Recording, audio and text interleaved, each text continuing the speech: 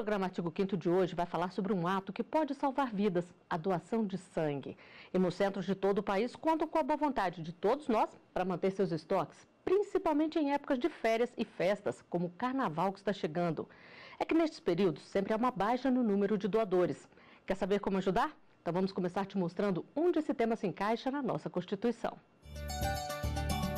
O caput do artigo 5º determina que todos são iguais perante a lei, sem distinção de qualquer natureza, e garante a brasileiros e estrangeiros residentes no país a inviolabilidade do direito à vida. Para falar sobre doação de sangue, eu recebo aqui no estúdio o advogado Arthur Regis, que é doutor em bioética e integrante da Comissão de Bioética, Biotecnologia e Biodireito da OAB do Distrito Federal. E recebo ainda Rodolfo Duarte, médico da Fundação Hemocentro de Brasília. Ele é especialista em gestão de hemocentros. Quem também participa do programa é o servidor público Hélio Fonseca. Ele é pedagogo e orientador educacional. Bom, antes de mais nada, eu queria agradecer a presença de vocês aqui. E agora eu vou deixar que o Hélio explique por que ele está aqui conosco participando do programa. Hélio, quantas vezes você já doou sangue na sua vida? Já são mais de 110 vezes, talvez mais de 115 vezes. Algo próximo disso. Enfim, são muitos anos de doação, motivada especificamente pelo meu irmão, que era doador antes de eu completar a idade mínima de 18 anos. E aí, vendo ele doar sangue regularmente, né, eu me inspirei no comportamento dele para também ser doador e seguir aí os passos da família. Bom, virou um bom exemplo, daqui a pouquinho a gente volta a conversar mais. Doutor Rodolfo, é comum ter doadores fiéis como o Hélio? Vocês contam com uma rede de doadores? Felizmente, nós contamos com doadores fidelizados, como a gente chama, né? Que são doadores que realmente já vestiram a camisa, entenderam a importância dessa causa, que é a causa da doação de sangue. Mas, infelizmente, esse número de doadores fidelizados ainda não é o suficiente para nos manter no número confortável, né, de bolsas de sangue, porque a demanda é diária e a gente realmente depende do fluxo diário de doadores para que a gente possa dar conta de atender a todos os pacientes e aquelas pessoas que necessitam tanto de um líquido único, que não tem, né, compatível na farmácia ainda, que é o sangue. Doutor Arthur, a Constituição garante o direito à vida, como a gente falou no início do programa, e muitas vezes essa garantia envolve uma transfusão de sangue.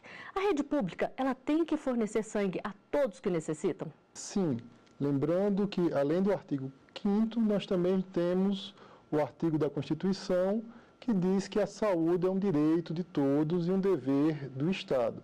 Então, havendo disponibilidade de sangue, sim, há uma obrigatoriedade no fornecimento para aquele que necessita. Pois é, doutor Rodolfo, então, quando não há a disponibilidade do sangue, como o doutor Arthur falou aqui, o que fazer? Existem algumas medidas paliativas que a gente faz na emergência, como, por exemplo, aplicar soro, mas, eventualmente, aquelas pessoas que realmente necessitam de sangue vão precisar da bolsa de sangue. E, hoje em dia, cada vez mais, o Brasil tem se comportado como uma rede nacional de sangue, o que torna mais fácil até transferências de bolsas de sangue, eventualmente, entre um estado e outro, quando há realmente uma grande necessidade, o caso de grandes catástrofes, eventos e tal. Bom, e todo o sangue nos estoques dos hemocentros espalhados pelo país chega por meio de doações. Para garantir a segurança de quem vai doar, de quem vai receber o material, existem algumas regras, mas a maioria das pessoas pode se tornar um doador. E tem gente que começa cedo. Vamos ver aqui. Larissa tem apenas 18 anos. Eu sempre tive vontade de doar, só que eu tinha medo. Aí eu vim com a campanha da escola também a primeira vez. Aí eu gostei de doar, vi que não doía, nada, que era o meu medo, aí vim de novo. Para se ter uma ideia, em uma única doação é possível ajudar até 4 pessoas que precisam de sangue. 40 minutos aqui podem salvar vidas inteiras. Para doar é simples. Basta ter mais de 18 anos, pesar acima de 50 quilos, não ter feito tatuagem nos últimos 12 meses e não ter sido submetido a cirurgia ou endoscopia nos 6 meses que antecedem a doação. Os estoques dos bancos de sangue dos estados dependem única e exclusivamente da boa vontade dos doadores. A doação de sangue ela tem um benefício mútuo, tanto para o paciente como para o doador. Para o doador, em primeiro lugar, porque existe um sentimento, uma satisfação pessoal muito grande de você vir, doar o seu sangue e ter certeza de que você está ajudando o seu próximo. É um ato altruísta mesmo. Em relação ao paciente, porque o sangue ele vai curar ele vai restabelecer o quadro de saúde do paciente ou vai gerar uma sobrevida, dependendo do caso. Então, com uma bolsa de sangue, é importante a gente frisar isso, que a gente consegue salvar 4 vidas, porque a gente vai dividir esses hemocomponentes e vai atender o paciente de acordo com a sua necessidade. Hélio nem sabe quantas vezes já doou. Há anos, ele e os amigos sempre se mobilizam para fazer o bem. Nós temos um grupo de futebol, né? Então a gente faz essa campanha sempre, né? A gente sempre tenta motivar os que não vieram ainda, também como os parentes, né? Para doadores como a Patrícia, prevalece o sentimento de fazer o bem. É um ato de amor, né? Eu gosto, acho bonito e por amor mesmo. Doutor Rodolfo, além dos critérios que a gente viu aí na reportagem, existem outros? Uma medicação, por exemplo, que a pessoa usa, pode influenciar? Isso é até muito bom a gente tocar nesse assunto, porque isso muitas vezes se torna um mito, né? Então, por exemplo, doenças como hipertensão arterial, né, a pressão alta, que as pessoas dependem de tomar um remédio diariamente, às vezes elas ficam com medo de ir no hemocentro, achando que aquilo impede a doação. Então, é bom esclarecer que não. Remédios como pressão alta, remédios como, por exemplo, para o colesterol, não impedem, não são impeditivos para a doação de sangue. Em compensação, existem algumas doenças, como doenças autoimunes, doenças que podem potencialmente ser transmitidas pelo sangue, que elas realmente contraindicam o ato da doação. Além disso, também há muitos comportamentos e hábitos de vida do próprio doador que a gente tem que instruir no hemocentro, para que ele possa, eventualmente, se tornar um doador, e principalmente um doador fidelizado, como é o caso do Hélio. Bom, doutor Arthur, e por que essa idade mínima de 18 anos? Essa idade mínima espelha a capacidade civil que está no Código Civil, lembrando que entre 16 e 18 anos é possível também realizar essa doação, desde que haja a autorização dos pais ou do representante legal. Antes dos 16 anos, que é a idade hoje posta na portaria para doação de sangue, o corpo ainda está se desenvolvendo, a medula óssea ainda está em desenvolvimento, né, ainda acompanhando o estirão do crescimento ali do adolescente. Então, uma doação pode estar ali sobrecarregando essa medula e fazendo falta até mesmo para o doador, o que não é a nossa intenção. Realmente não é trabalhar com cobertor curto, tirar do doador para ele se tornar uma pessoa dependente do sangue. Bom, então nós vamos chamar um doador fidelizado aqui para saber dele. Hélio, me conta aqui, quando você fala sobre a sua experiência, sobre as mais de 100 vezes que você já doou, você incentiva outras pessoas veem o seu exemplo e resolvem segui-lo? Sem dúvida. Além da conversa corriqueira, do bate-papo, nós temos um grupo também de doações por campanha, né? Então a gente reúne os colegas de trabalho e os leva ao centro de doação, o hemocentro no caso, para fazer doações rotineiras. E as pessoas são sempre muito curiosas, são sempre muito críticas à relação do doador. Sempre pergunta se dói, se engorda, se emagrece, se cai o cabelo. Eu falo, caiu o cabelo do Hélio, mas não foi por conta da doação, mas foi simplesmente pela questão da idade. E não acontece nada disso. Não engorda, não cai o cabelo, não emagrece, enfim. A doação, ela é reposta pelo organismo naturalmente. O Dr. Rodolfo pode me corrigir se for o caso, ou melhorar talvez a questão. São cerca de 2 horas, 3 horas no máximo, a reposição do volume, em cerca de 48 horas a reposição das características básicas do sangue após uma doação. E então você não percebe isso, o organismo trabalha instintivamente ou naturalmente para fazer essa reposição.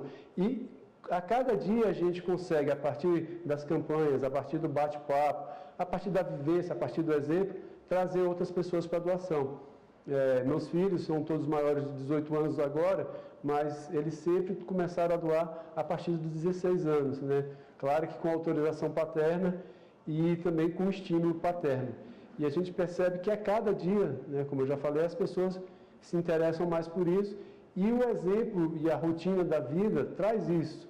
Um amigo que está doente, que precisa de uma transfusão, um conhecido, um parente, tudo isso motiva as pessoas de um modo geral. E campanhas como as que são feitas na televisão, de um modo geral, pelo Ministério da Saúde, pelo próprio Hemocentro, Isso vai estimulando a cada vez. Bom, doutor Rodolfo, o Hélio, além de ser doador, sabe direitinho, né? O que ele falou está certinho aí? Está certinho, realmente, como ele falou, né? Na verdade, o volume e a característica das células do sangue são repostas rapidamente pelo nosso organismo. Então, aí as pessoas acabam perguntando, então, por que tem aquele prazo dos 2 meses de intervalo para homem e dos 3 meses para mulher? Na verdade, o sangue e as células são repostas, mas o ferro, que é um elemento básico para a formação da célula do sangue, ele é realmente de uma absorção muito mais difícil. Então, para a gente fazer o estoque, leva mais tempo. Então, esse tempo é realmente o tempo prazo da janela, do intervalo que a gente pede para as doações de homem, 2 meses, e das mulheres, 3 meses. Doutor Arthur, no Brasil, toda doação de sangue é gratuita. Isso é previsto na legislação? Isso é previsto na Constituição Federal, que impede que tenha o comércio de partes do corpo humano, ou de tecidos, ou de elementos do corpo humano. Então, esse é o imperativo da nossa Constituição Federal, até em harmonia com o inciso 3 do artigo 1º, que é o pilar da República Federativa do Brasil, que é o princípio da dignidade da pessoa humana. Agora, como é que funciona? Nos hospitais particulares, por exemplo, muitas vezes a pessoa precisa de uma transfusão. Ela pode ser cobrada por isso, ou pode ser, por exemplo, forçada a conseguir doadores para repor o sangue que foi usado nela? As bolsas de sangue, elas são gratuitas. Então, o que pode ser feito pelas entidades privadas de saúde é uma campanha junto com os familiares e cobrar o custo da operacionalização daquela bolsa de sangue, porque não é simplesmente uma bolsa de sangue, tem toda uma equipe de saúde, tem também elementos que são gastos para que aquela bolsa de sangue chegue até o paciente que necessita, mas a bolsa de sangue especificamente, ela não pode ser cobrada e a família não pode ser obrigada a doar sangue. O ato de doar sangue é um ato altruísta e que não pode ser remunerado. Bom, então nós vamos fazer um rápido intervalo aqui e voltamos em seguida com mais artigo 5º para você.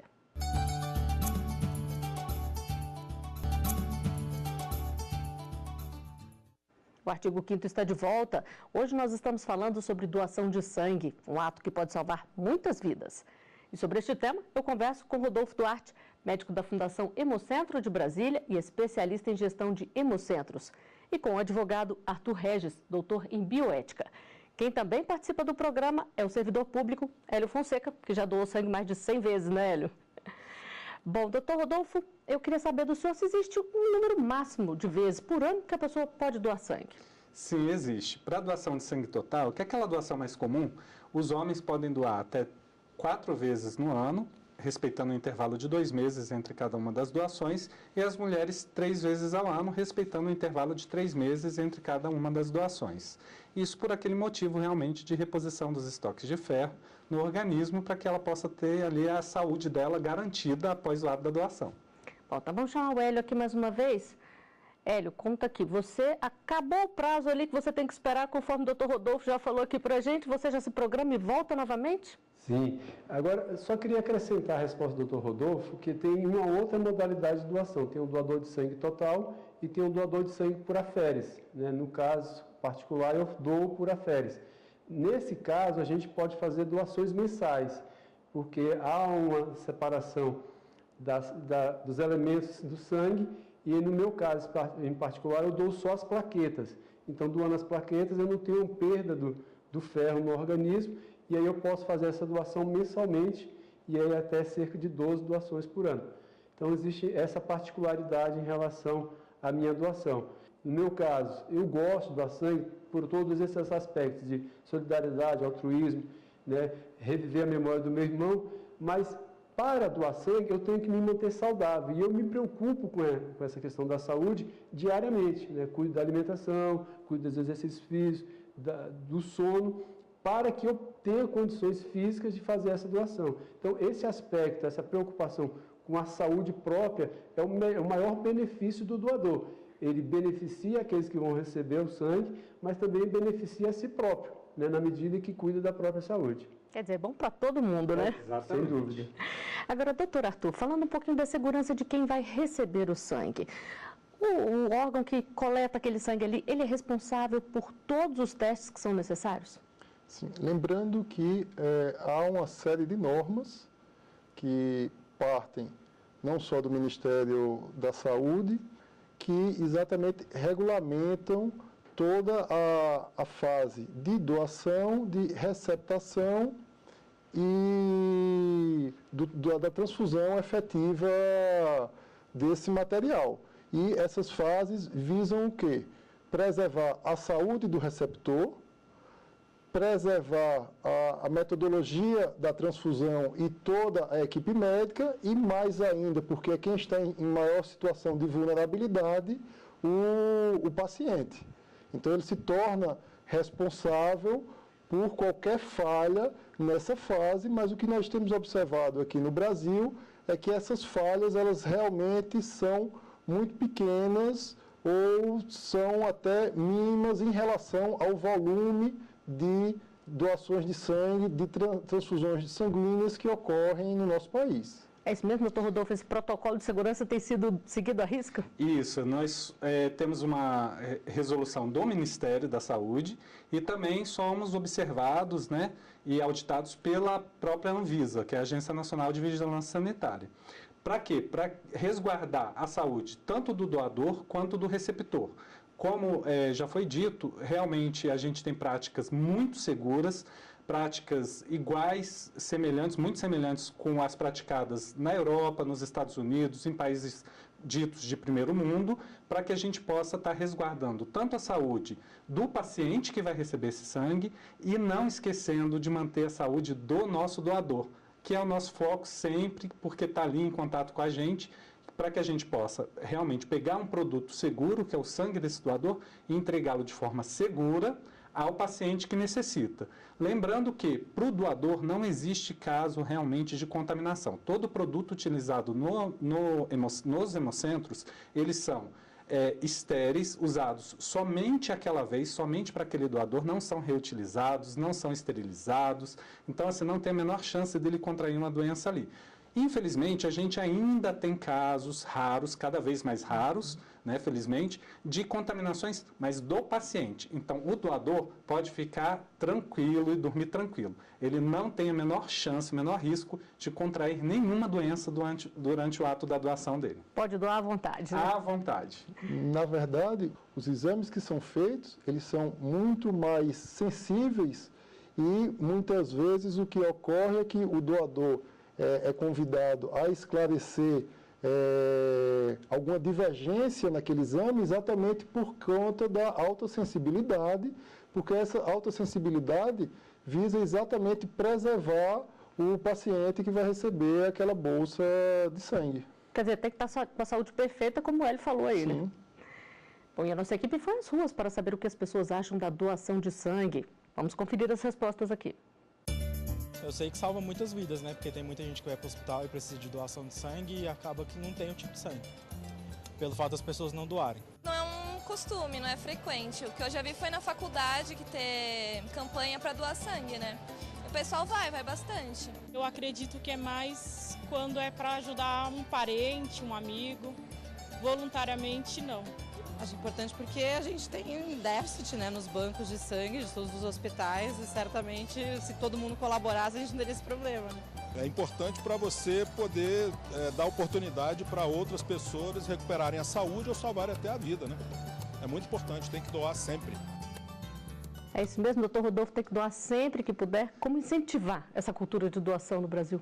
Tem que doar sempre e a gente tenta realmente, quem não é visto, quem não é falado, não é lembrado. Então, a gente tenta sempre estar participando de iniciativas como essa, de estar podendo participar de programas, chegando mais perto, né, dos nossos potenciais doadores, explicando para eles, derrubando os mitos, tirando os medos, para que eles possam estar chegando ali no Hemocentro, que geralmente nos estados todos são em regiões centrais de fácil acesso, que é para facilitar realmente a vida do doador. Infelizmente, no Brasil a gente tem um percentual ainda considerado razoável mais para baixo, que é de 1,8% da população doadora. Realmente é preconizado pela OMS que o índice mínimo seria de 1%, mas isso é o índice mínimo. Dependendo da complexidade da saúde de cada país, esse índice, claro, vai aumentando. Então, como nós aqui no Brasil temos uma medicina de ponta, uma boa medicina, né, bastante complexa, o nosso índice ideal, ele é além desse 1,8%. Pode crescer o número de doadores? A gente está ali esperando alcançar a meta entre 3% e 5% dos doadores. Então, sempre lembrar para as pessoas, né, principalmente em um ano desse, né, de Copa, de competições esportivas, já que o Brasil é pentacampeão mundial de futebol, vamos ajudar o Brasil a ser campeão mundial de doação de sangue. Pois é, esse é um sonho, né, doutor Arthur? Inclusive, também sou doador, recebi já um e-mail recentemente para informar que eu posso já realizar uma nova doação e lembrar e destacar que se quer aquela justificativa ou desculpa de alguns que não tem tempo para ir doar sangue, que não se aplica, porque a doação de sangue, inclusive, pode ser agendada no Hemocentro. E também tem alguns benefícios legais aí, né? Por exemplo, para o trabalhador ou em alguns estados a taxa de concurso. Fala um pouquinho disso para a gente. Sim, é possível que o doador de sangue, uma vez durante o ano, tenha abonado aquela sua falta no trabalho, seja na iniciativa privada ou nos órgãos públicos, e alguns estados, eles possuem legislações próprias que do edital do concurso, 12 meses anteriores, se tiver sido feitas pelo menos 3 doações, a taxa daquele concurso público, ela é abonada, então você vai fazer o concurso público sem precisar pagar a taxa de inscrição. Embora não deva ser a principal motivação para doação de sangue. A principal motivação realmente é ajudar o próximo, você contribuir de forma indolor, de forma que não afeta em nada a sua saúde, que você vai gastar mais ou menos 1 hora do seu dia para contribuir com a sociedade e com a sua comunidade. Bom, doutor Rodolfo, só para a gente esclarecer aqui, tem algum cuidado antes e depois da doação de sangue? A gente sempre pede para as pessoas cuidarem da sua hidratação, então estarem bebendo bastante água, porque ao longo do ano a gente sabe que tem regiões que são mais secas, regiões que são mais úmidas, então principalmente nas regiões mais secas, nos meses mais quentes, verão, que as pessoas estejam bebendo bastante líquido antes de fazer a doação, para que ela possa estar com bastante volume adequado, para não fazer falta para ela aquele volume doado. Ela tomar cuidado também com, por exemplo, resfriados, porque aquele vírus circulante, ele pode estar presente inclusive no sangue doado. Então, as pessoas que tiverem resfriado ou qualquer probleminha de saúde, realmente está passando no Hemocentro para pegar a orientação específica para cada caso, né, personalizada para aquele doador, para que ela possa estar se orientando bem para fazer uma doação cada vez mais saudável, tanto para si, quanto principalmente para aquela pessoa que ela está ajudando. Lembrar que a ajuda ao próximo, eu costumo dizer, o próximo, gente, às vezes é tão próximo, que pode ser a minha mãe, a sua mãe, ou até a gente mesmo, que vai estar precisando desse sangue hoje, amanhã ou em qualquer dia, e por isso que o Hemocentro tem que estar ali sempre postos para poder estar realmente resolvendo esses problemas. Bom, espero que com a iniciativa desse programa a gente possa ajudar a conseguir mais e mais doadores. Com certeza. Nosso programa está chegando ao final, mas antes eu queria chamar o Hélio mais uma vez. Hélio, quer deixar algum recadinho aqui para as pessoas que estão te vendo, que ouviram aí a sua experiência? Sim, sempre tem um recado importante. O doutor Rodolfo mencionou, ano de Copa do Mundo, Brasil pentacampeão, e 5% é um número mágico, né? O Japão parece que é o maior doador de sangue do mundo, e ele chega aí na ordem de 5%. E o Japão tem um bando de perna de pau no futebol. Então vamos nos tornar tão bons quanto o Japão na doação de sangue, para ver se a gente chega a esse índice de 5% aqui também no Brasil. Somos competitivos dentro do fair play, né, Dudu? Outra questão importante, foi mencionada, quando a gente faz a doação de sangue, o sangue doado ele passa por uma série de exames, né? E eventualmente algum problema que você tenha não perceptível pode ser identificado. E aí você se beneficia mais uma vez num ato altruísta. Então é fundamental o doador, de um modo geral, perceber que doar sangue não só dá às outras pessoas, muito pelo contrário, traz um retorno muito saudável a cada um de nós. Isso é fantástico e eu recomendo pelo menos 4 vezes ao ano para os homens e 3 vezes ao ano para as mulheres. Tá aí um bom garoto propaganda. Muito obrigada, viu, Hélio? Eu agradeço também a presença do Dr. Arthur, Dr. Rodolfo aqui conosco. E obrigada também pela sua companhia. Continue conosco na TV Justiça. Nosso e-mail para contato é artigo5@stf.jus.br. E os nossos programas ficam disponíveis no site tvjustiça.jus.br. Até o próximo Artigo 5º. Tchau.